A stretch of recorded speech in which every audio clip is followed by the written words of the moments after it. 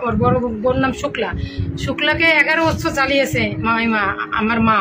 আপনার মেয়ে 2 বছরের ধৈর্য হলে হবে? আপনি একটু বুঝাই বলেন। সুস্মিতার চিন্তাধারা এবং কি সুস্মিতার মায়ের কথার কারণেই পলাশের সাথে এমন এক অঘটন ঘটে গেছে।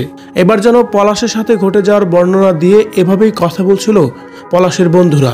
নতুন করে সুস্মিতা এবং পলাশকে নিয়ে কি বলা হচ্ছে যা জানলে যেন সত্যি অবাক হবেন আপনিও। ভিউয়ার্স, এ বিষয়ে জানতে সম্পূর্ণ ভিডিওটি দেখে সঙ্গেই থাকুন। পলাশ ঘটনায় আজ কতদিন পার হয়ে গেলেও পলাশের কথা নিয়ে চলছে সোশ্যাল মিডিয়ায় অনেক বেশি আলোচনা সমালোচনা।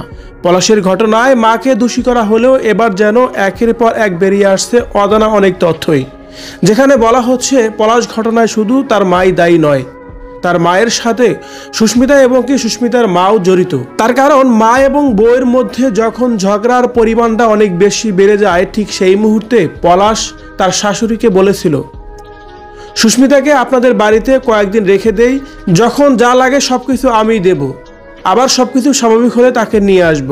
কিন্তু সুস্মিতার মা কোনোভাবেই এতে রাজি হয়নি এবং কি পলাশ তার শাশুড়িকে আসতে বললেও সেখানে আসেনি, বরঞ্চ সুস্মিতাকে একটা কথাই বলে দিয়েছে, তোর শাশুড়ি যখন ওই বাড়ি থেকে যাবে তবে সে আমি তোদের বাড়িতে যাব, তোর শাশুড়ি যেন কোনোভাবেই তোদের সাথে না থাকতে পারে। এভাবেই যেন সুস্মিতাকে ফোর্স করেই কথা বলেছিল সুস্মিতার মা, যার পরিপ্রেক্ষিতে সুস্মিতাও সেই লক্ষ্যে সেই মিশনেই পা বাড়িয়েছিল। সুস্মিতা কোনোদিনই ভাবতেই পারেনি যে পলাশ এত বড় একটা কাজ করবে। তাই তো সুস্মিতার মাকে নিয়েও অনেক বেশি কথা বলা হচ্ছে এখন সোশ্যাল মিডিয়ায়। বলা হচ্ছে সুস্মিতার মা যদি সেই সময় সুস্মিতাকে তার কাছে নিয়ে নিত তাহলে আজকে পলাশকে এই দুনিয়া থেকে এভাবে বিদায় নিতে হতো না। মায়ের কারণেই এমন অঘটন ঘটেছে পলাশ সুস্মিতার সংসারে। এভাবে যেন বিভিন্ন ধরনের কথাই বলা হচ্ছে। ভিউয়ার্স, সুস্মিতা এবং কি পলাশ কাণ্ড নিয়ে যদি আপনার কোনো মতামত থেকে থাকে অথবা সুস্মিতার মাকে নিয়ে যদি আপনার কিছু বলার থাকে অবশ্যই কমেন্ট করে জানাবেন কমেন্ট বক্সে। ধন্যবাদ পুরো ভিডিওটি দেখে সঙ্গে থাকার জন্য।